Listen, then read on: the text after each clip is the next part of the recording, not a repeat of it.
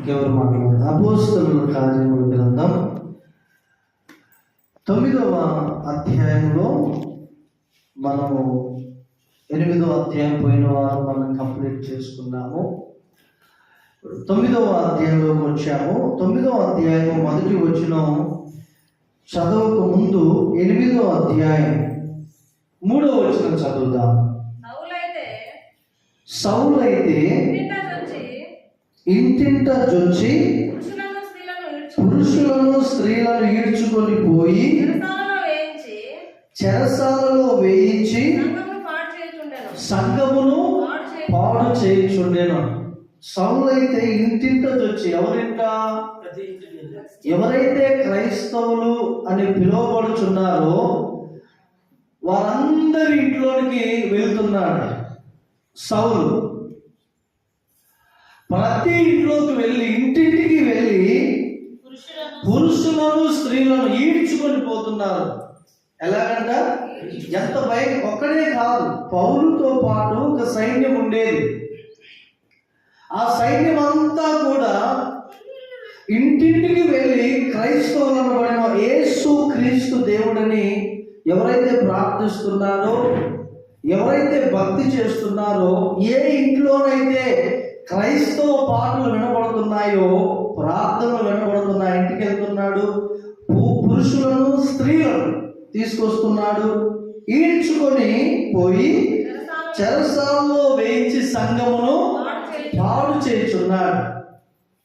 అప్పటికే వేల మంది సంఘస్థులు ఉన్నారు. దేవుని యొక్క సన్నిధిలో సమూహములుగా కూడుకుంటున్నారు. ఆ సమయంలో సౌలు క్రైస్తవులకు వ్యతిరేకంగా రంగంలోనికి దిగాడు. దేవుని స్తోత్రం. ఇంటింట వెళ్ళి అందరిని ఈడ్చుకొని పోయి జైల్లో వేస్తున్నాడు, హింసిస్తున్నాడు, కొంతమందిని చంపుతున్నాడు. ఏదేమైనా సంఘాన్ని ఏం చేస్తున్నాడు? పాడు చేయించున్నాడు. ఏం చేస్తున్నాడు? సంఘాన్ని పాడు చేయించున్నాడు. ఇప్పుడు 9వ అధ్యాయం మొదటి వచనంకి వస్తే, సౌలు ఇంకను ప్రభు యొక్క శిష్యులను బెదిరించు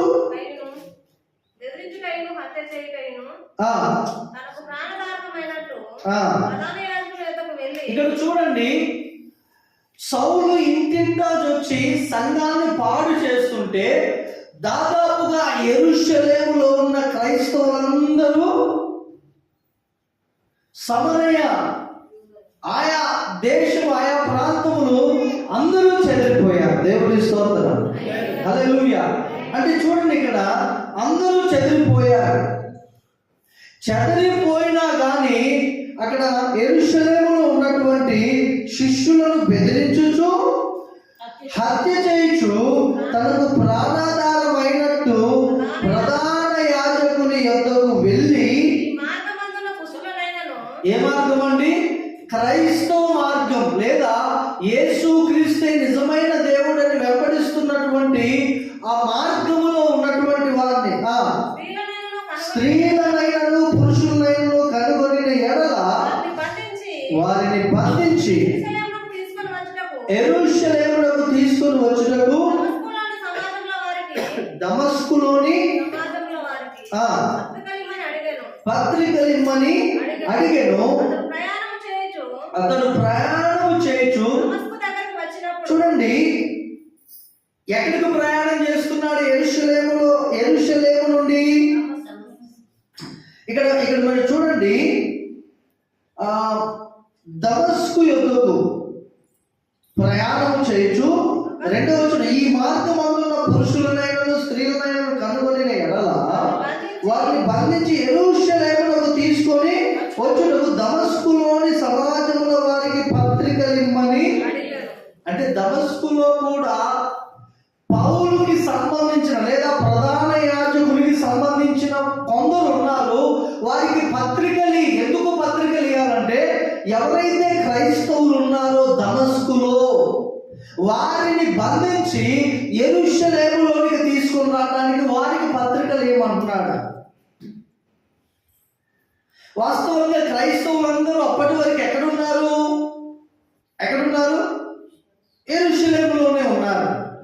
యెరూషలేములో ఉన్న క్రైస్తవుని సౌలు హింసించడాన్ని బట్టి, చెరసాలలో వేయడాన్ని బట్టి అక్కడ సంఘం అంతా ఏమైపోయింది? చెదరిపోయింది.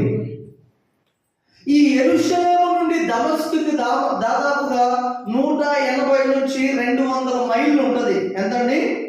180 నుండి 200 మైళ్ళు ఉంటుంది. ఈ యెరూషలేములో, దమస్కులో ఉన్నటువంటి క్రైస్తవులను బంధించి యెరూషలేములోనికి తీసుకురావడానికి పత్రికలు అయ్యి అక్కడ ఉన్న వారికని సౌలు వేడుకుంటే, మొదలైతే ప్రధాన యాజకుడు ఆ పని చేయగానే దమస్కునకు ప్రయాణమై వెళ్తున్నాడు.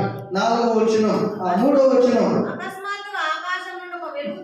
అకస్మాత్తుగా ఆకాశము నుండి ఒక ఎలుగు అతని చుట్టూ ప్రకాశించెను. అప్పుడు అతను నేల మీద పడి, సౌలా సౌలా, నీవేళ నన్ను హింసించుచున్నావని తనతో ఒక స్వరము పలుకుట వినెను. హల్లెలూయా. ఇక్కడ చూడండి, ఆల్మోస్ట్ యెరూషలేములో ఉన్న సంఘం అంతా పాడు చేశాడు. దమస్కులోకి పారిపోయిన క్రైస్తవులు ఉన్నారన్న తెలుసుకున్న సౌలు ప్రధాన యాజకుని చేత పత్రికలు పొందుకొని ప్రయాణం చేస్తున్నాడు. ఎక్కడికి?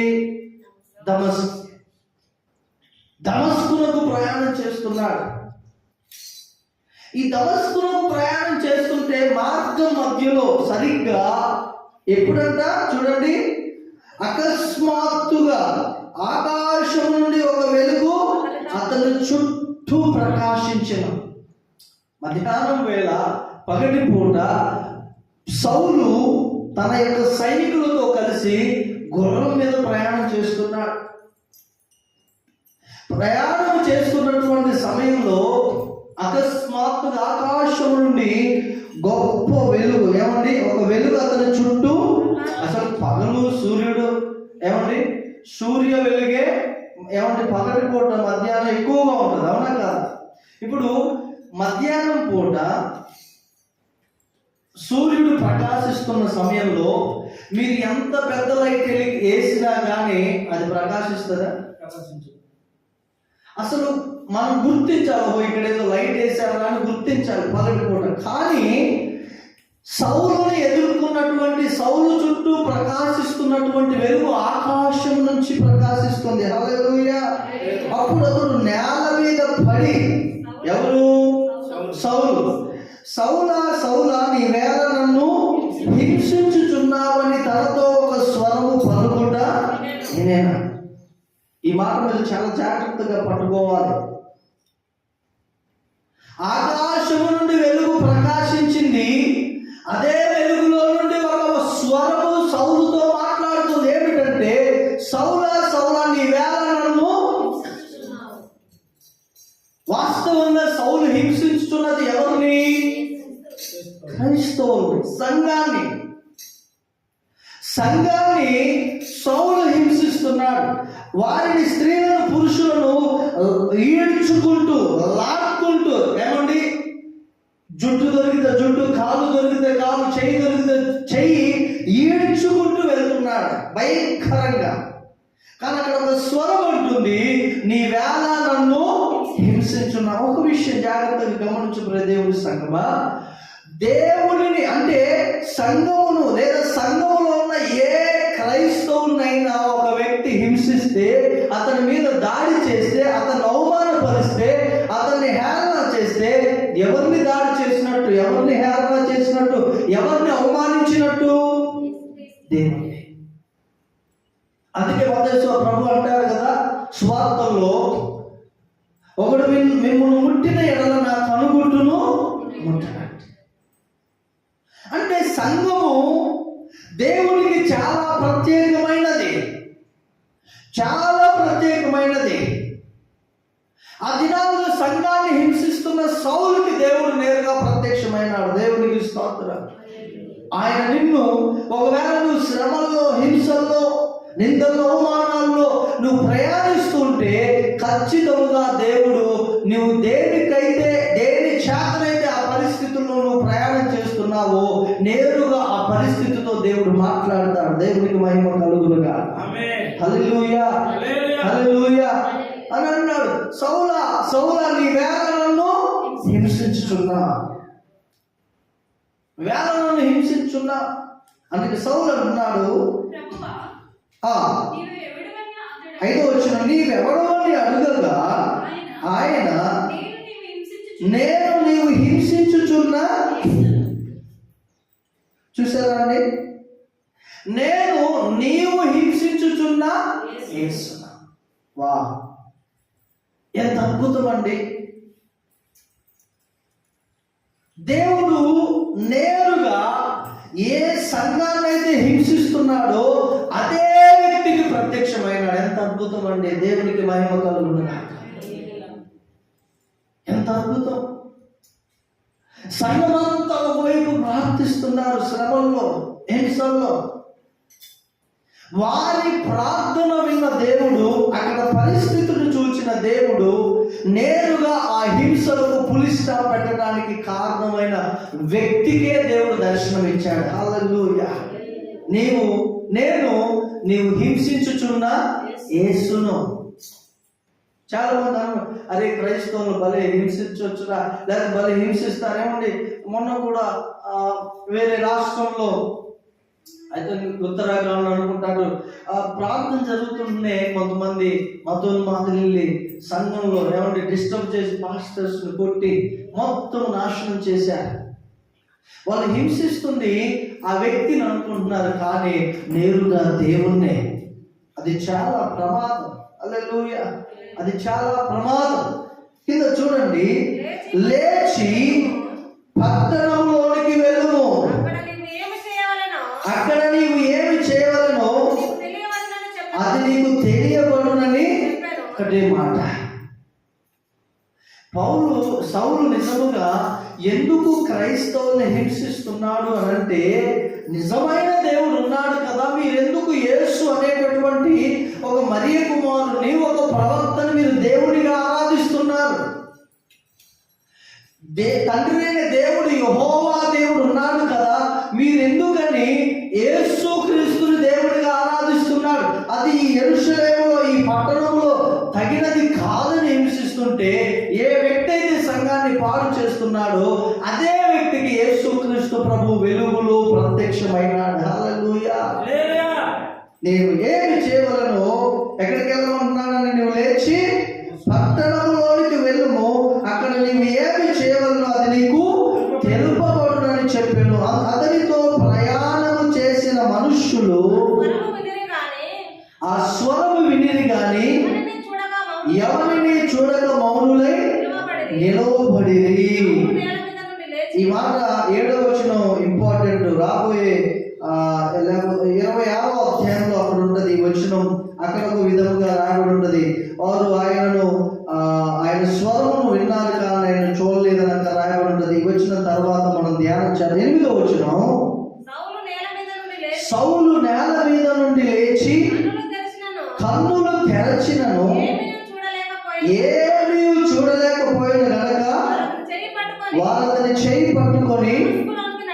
చూసారా అండి, ఎంతటి వెలుగైతే 2 కళ్ళు పోతాయి. ఎంతటి గొప్ప వెలుగును చూస్తే సౌలు 2 కళ్ళు పోతాయి. అతనితో ఉన్నటువంటి శిష్యులు, సైనికులు అతన్ని పట్టుకొని అతని చెయ్యి పట్టుకొని దమస్కులోనికి నడిపించిరి. 9వ అతడు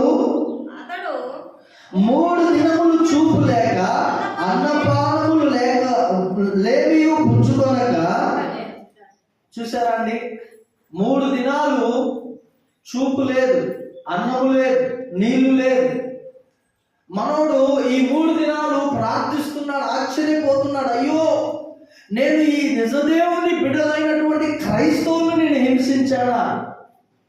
నేను ఇంతకాలము దైవభక్తి కలిగిన వాడై ఇదే మార్గములో ఇలా హత్య చేయడం, చెరసాలలో వేయటం, నేను దేవుని పక్షమున నేను రోషము కలిగి నడుస్తున్నా అనుకున్నానే, కానీ నేనేనా నిజం దేవుని యొక్క సంఘాన్ని పాడు చేస్తున్నాను. అతను ప్రార్థిస్తున్నాడు, పశ్చాత్తాపడుతున్నాడు. అయితే 10వ వచనంలో, దమస్కులో అననీయ అను ఒక శిష్యుడు నేను ప్రభు దర్శనమందు అననీయ అతన్ని పిలువగా అతడు ప్రభువా ఇదిగో నేనున్నానను.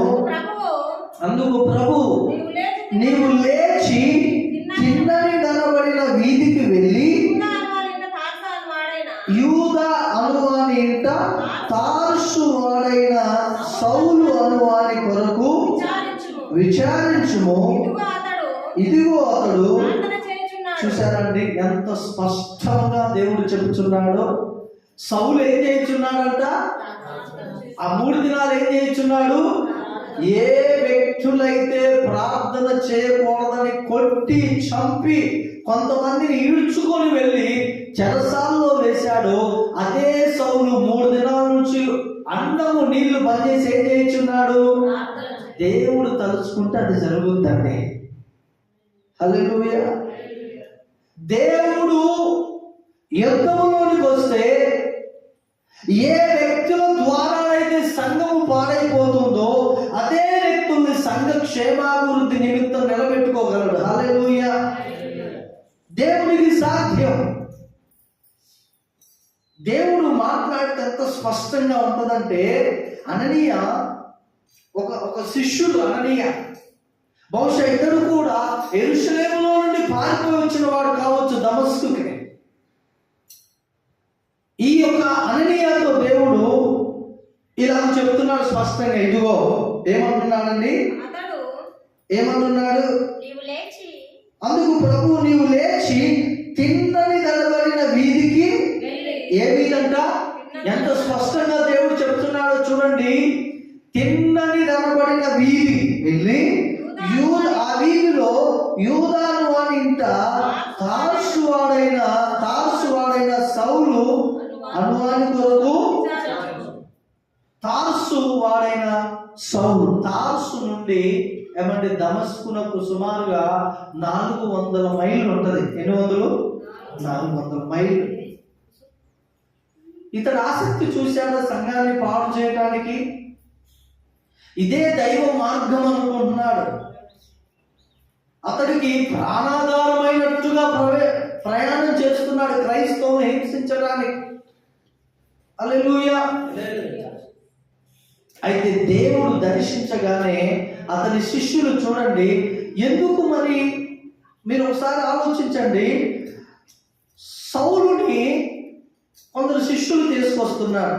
వాస్తవంగా దమస్కులో పత్రికలు ఏమని ప్రధాన యాజకుల చేత పంపబడ్డాడు కదా. సౌలు వెళ్తే ఎక్కడికి వెళ్ళాలి? ఎవరైతే క్రైస్తవ వ్యతిరేకులు ఉన్నారో, ప్రధాన యాజకుల బంధువులు ఉన్నారో, లేదా అతని అనుచరులు ఉన్నారో అక్కడికి తీసుకెళ్ళాలి సౌలు చెప్తే. కానీ సౌలు ఎక్కడికి తేపడ్డాడు? తిన్నది అనబడిన వీధిలో యూదా అనువాని ఇంటికి. అంటే అయ్యా ఇక్కడ ఎవరైనా క్రైస్తవులు ఇల్లు ఉందా అంటే సౌలు అడుగుండవచ్చు. ఎందుకంటే దేవుడు ప్రత్యక్షమైనాడు కదా. నేరుగా అతని శిష్యులు యూదా ఇంటికి తీసుకెళ్లారు. హల్లెలూయా. ఏమండి ఎక్కడికి తీసుకెళ్లారు? యూదా అనువాని ఇంటికి తీసుకెళ్లారు. అయితే ఇక్కడ అతడు ప్రార్థన చేస్తుంటే అదే దినాన దేవుడు అననీయాకు ప్రత్యక్షమై దర్శనంలో, ఇదిగో నీవు ఫలాని తిన్నని అనబడినటువంటి వీధికి వెళ్తే యూదా అనువాడు ఉంటాడు. యూదా అనువాని ఇంట్లో తార్సు వాడైనటువంటి సౌలు అన్నాడు. ఎంత క్లారిటీగా ఉందండి. ఏ సౌలు అంట?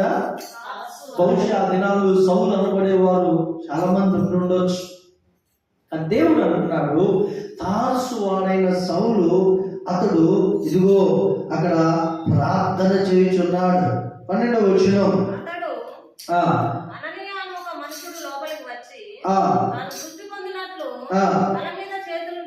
తల మీద చేతులుంచుట చూచి ఉన్నాడని వెంటనే అటు అననీయాకు దర్శనం కలిగింది, ఇటు సౌలుకి కూడా దర్శనం కలిగింది.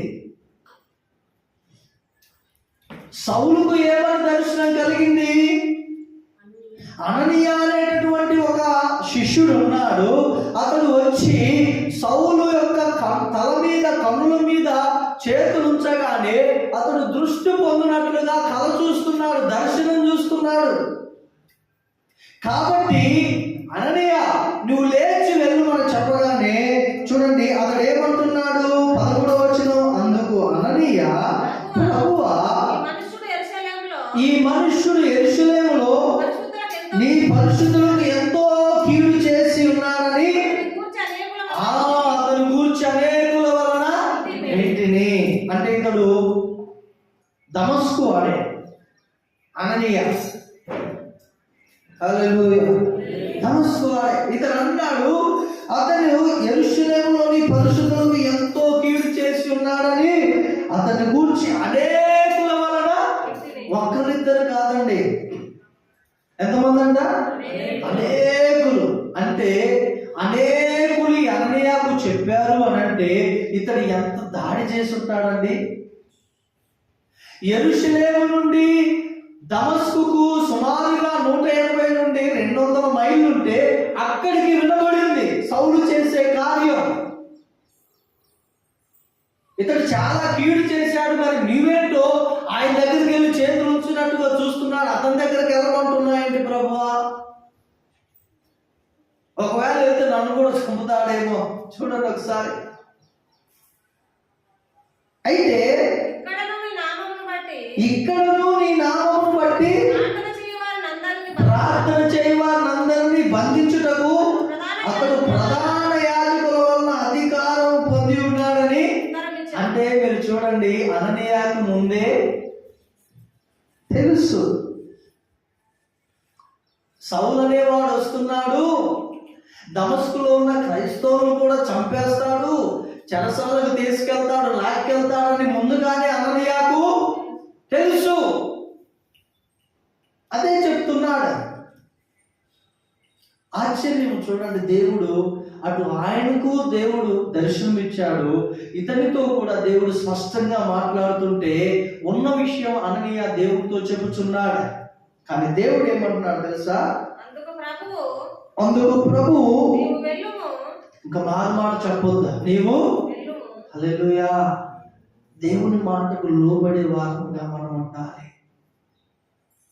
ఒకవేళ వారు నీకు కీడు చేసే వారే కావచ్చు, వారు నిన్ను ఒకప్పుడు గాయపరిచిన వారై ఉండొచ్చు, నీకు ఎంతో అన్యాయం చేసిన వారై ఉండొచ్చు, కానీ నీవు మాత్రము వారి పట్ల ప్రేమ చూపాలి. హల్లెలూయా. ఇక్కడ దేవుడికి కంప్లైంట్ ఇస్తున్నాడు అననీయ సౌలు మీద. అయ్యా, చాలా మందిని చంపాడు, సంఘాన్ని పాడు చేశాడు, కొరడాలతో కొట్టాడు, జైల్లో వేయించారు, చిన్న పిల్లల మీద కూడా కనికరం చూపలేదయ్యా. లేదు లేదు, దేవుడు ఏమంటున్నాడు? నీవు వెళ్ళు వెళ్ళు. కొన్నిసార్లు మనం దేవుని ప్రేమను బట్టి, దేవుని ఆజ్ఞను బట్టి ఖచ్చితంగా మన శత్రువులను మనం ప్రేమించాలి. హల్లెలూయా. మనల్ని హింసించుతున్న వారిని మనము ప్రేమించాలి. అతడు అన్యజనుల ఎదుటను, రాజుల ఎదుటను, ఇశ్రాయేలీయుల ఎదుటను నా నామం భరించుటకు ఇతడు నేను ఏర్పరచుకొనిన సాధనమై ఉన్నాడు. హల్లెలూయా. ఎవరిని దేవుడు ఏర్పరచుకున్నాడండి? సౌలుని. చూసారా? మనం అనుకుంటాం మన సంఘం మీద, విశ్వాసం మీద ఎవరైనా వ్యతిరేకంగా ఉంటే వీడు ఏమంటారండి, నాశనమైన బాగుండని అనుకుంటారు, భరించలేక సహించలేక. కానీ దేవుడు కొన్నిసార్లు అటువంటి వ్యక్తుల్ని ఎన్నుకుంటాడు. హల్లెలూయా. ఎవరైతే సంఘానికి, పరిచర్యకు, ఏమంటే కుటుంబాలకు వ్యతిరేకంగా ఉంటారో, క్రైస్తవుల పతనం చూడాలని ఆశతో ఉంటారో, దేవుడు వారిని ఎన్నుకుంటాడు. హల్లెలూయా. వారిని ఎన్నుకుంటాడు. ఇతడు నేను ఏర్పరచుకొనిన సాధనమై ఉన్నాడు, ఇతడు నా నామము కొరకు ఎన్ని శ్రమలను అనుభవింపవలెనో నేను ఇతనికి చూపుతున్నాను అతనితో చెప్పెను. ఎన్ని శ్రమలను అనుభవింపవలెనో ఎవరి నిమిత్తం? దేవుని నిమిత్తం. 17వ వచనం, అననీయ వెళ్ళి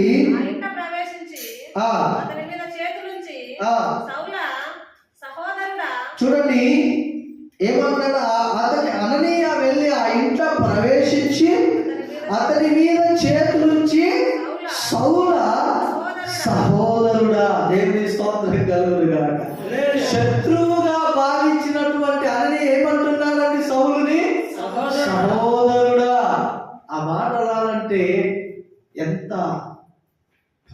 ఉండాలండి, ఎంత ఓపిక ఉండాలి. దేవుని మీద కంప్లైంట్ చేసినటువంటి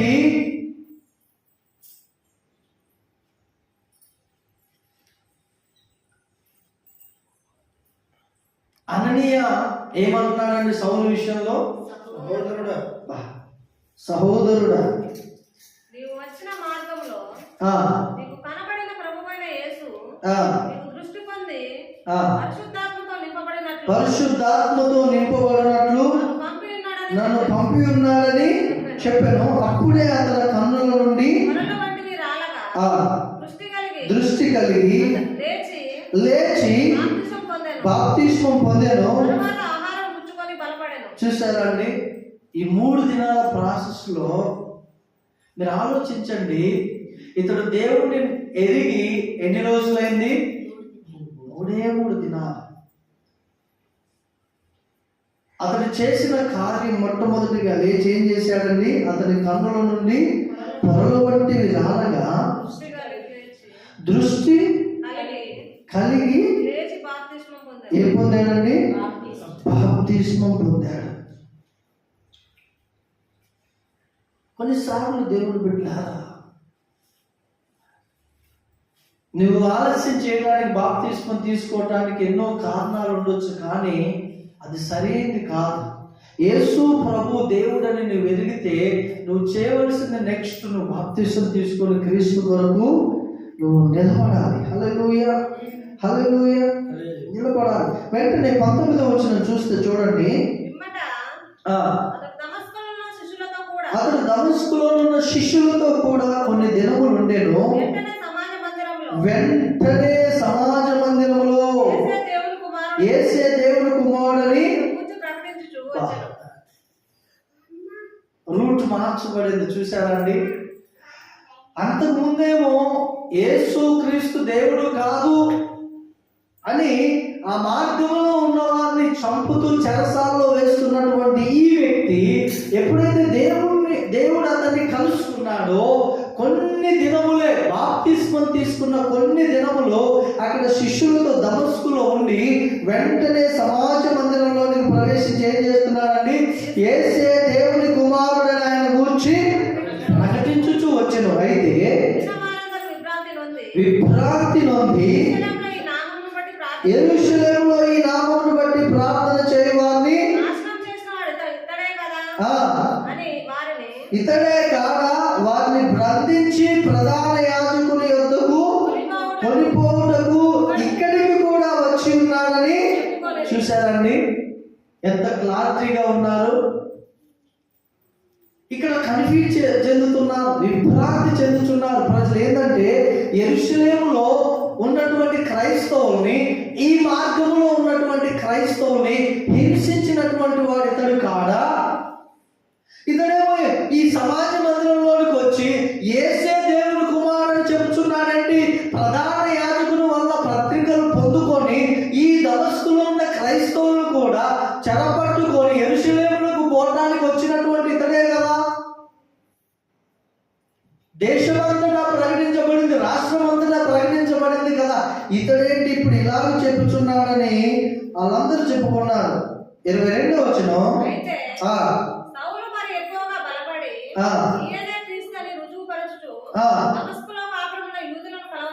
యూదులను కలవరపరచెను. అనేక దినములు అంటే ఇంకా కొంతమంది ఏమనుకున్నారంటే, అరే ఇతడు ప్రకటిస్తున్నాడు కానీ ఎవరైతే క్రైస్తవులని ధైర్యంగా వస్తారో వాళ్ళని ఖచ్చితంగా చెరపట్టుకొని పోతాడు అనుకున్నారు.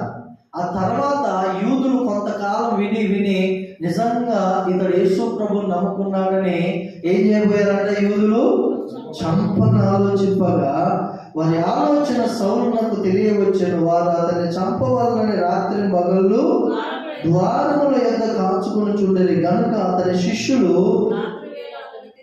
రాత్రి వేళ అతన్ని తీసుకుని పోయి గంపలో ఉంచి గోడ గుండా అతని క్రిందికి దింపిరి. హల్లెలూయా. అప్పుడే సౌలుకి శిష్యులు కూడా ఏర్పరచబడ్డారు. మనోడు ఏ పనిలో ఉన్నా కానీ చాలా వేగంగా పని చేస్తాడు, న్యాయంగా పని చేస్తాడు. ఆ దమస్కులో చాలా దినాలు యేసే దేవుని కుమారుడని యూదుల్లో ప్రకటింపగా వారందరూ కలవరపడ్డారు. అయితే కొంతకాలం గడిచిన తర్వాత ఆ యూదులే సౌలును చంపాలని ఆలోచన చేశారు. ఈ విషయం తెలుసుకున్న సౌలు అతని శిష్యులు అతన్ని తీసుకొని గంపలో పెట్టేసి అతని కిందికి దింపారు. గోడ గుండా ద్వారముల యొద్ద కాచుకొని ఉన్నారు. ఎవరు? యూదులు. ఆ సమాజ మందిరం కానీ అతనున్న ప్రాంతంలో ద్వారముల దగ్గర కాచుకొని ఉంటే వారికి దొరకకుండా ఆ రాత్రి అతని శిష్యులు, సౌలు యొక్క శిష్యులు ఒక పెద్ద గంపలో అతన్ని కూర్చోబెట్టి తాళ్ళ ద్వారా ఆ గోడ గుండా కిందికి దించి అతడు పారిపోయేటట్లు చేశారు. హల్లెలూయా. సౌలు జీవితంలో ఎన్నోసార్లు ఇటువంటి ప్రమాదం జరిగింది. అయితే ప్రతి ప్రమాదములోనూ దేవుడు తప్పించుకుంటూ వచ్చారు. హల్లెలూయా. కింద 26వ వచనం చదివితే ఎక్కడి నుంచి? దమస్కు నుండి ఎక్కడికి వచ్చాడండి? యెరూషలేములోనికి వచ్చి శిష్యులతో కలుసుకొనుటకు ప్రయత్నం చేసిన గాని అతడు శిష్యుడని నమ్మక. చూసారండి, యెరూషలేములో అపోస్తలులు ఉన్నారు. ఎవరు? పేతురు, యోహాను, వీళ్ళంతా ఉన్నారు. కానీ సౌలు మారాడని నమ్మట్లేదు, భయపడిపోతున్నారు. అరే, ఇన్ని రోజులు, ఇన్ని సంవత్సరాలు ఇదిగో మన సంఘంలో ఉన్న వారిని హింసించాడు, జైల్లో వేశారు, ఇంకా జైల్లోనే ఉన్నారు కదా వాళ్ళు. ఇప్పుడు నేను మారాను, యేసు ప్రభు దేవుడని వచ్చి నటిస్తున్నాడు, మన్ను కూడా జైల్లో వేయడానికి అనుకుంటున్నారు వాళ్ళు. అయితే వాళ్ళు భయపడారు. అయితే బర్నబా అతనిని దగ్గరకు తీసుకొని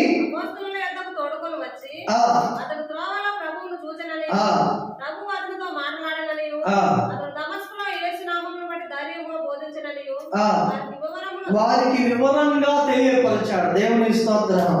వివరముగా తెలియపరిచిన తర్వాత అతడు యెరూషలేములో వారితో కూడా పోవచ్చు ప్రభువు నామమును బట్టి ధైర్యముగా బోధించుచు గ్రీకు భాషను మాట్లాడు యూదులతో మాట్లాడుచు తర్కించుచుండెను. వారు అతన్ని చంప యత్నం చేసిరి గాని సహోదరులు దీన్ని తెలుసుకొని అతనిని కైసరకు తోడుకొని వచ్చి తార్సు అంటే అతను సొంతింటికి పంపారు. ఇన్ని సంవత్సరాలేమో సౌలు చంపుకుంటూ వచ్చాడు ధైర్యంగా. అయితే దేవుడిని గూర్చి బోధించడంలో ధైర్యం తగ్గలేదు. కానీ యూదులు మరలా సౌలును చంపాలని ప్రయత్నిస్తుంటే శిష్యులు, క్రైస్తవులు అతన్ని కైసరుకు పంపించి కైసరు నుండి మరలా తార్సుకు పంపించేశారు. హల్లెలూయా, హల్లెలూయా.